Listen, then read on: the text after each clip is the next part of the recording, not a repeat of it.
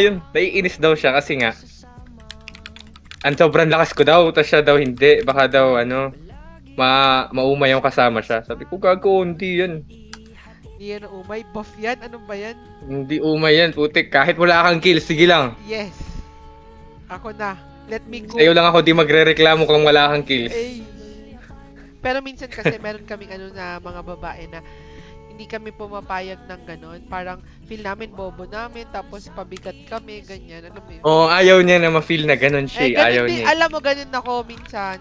Tapos kahit sinasabi niya, okay lang yan. Sabi niya, hindi papayag. Buhay ko. Kaya mabilis ako nai-stress.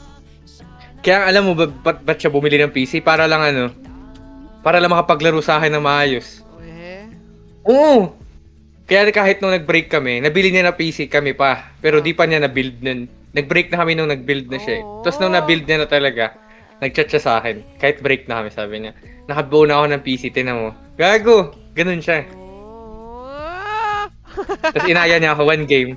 Ah. Tingnan niya lang daw kung nag-improve ba siya. Nag-1-on-1 kami. 1-on-1 yung benchmark dun eh. Nag-1-on-1 kami. Tingnan niya daw kung nag-improve ba siya sa bagong PC. Talo pa rin siya, sabi niya. Wala naman palang silbi to. Oo. Dapat di ko na binili. Tapos iiwan mo din naman ako. Hindi. Paraan niya lang yun para makipaglaro pa ako sa kanya eh. Ay. Wala naman palang silbi to. Isa pa nga.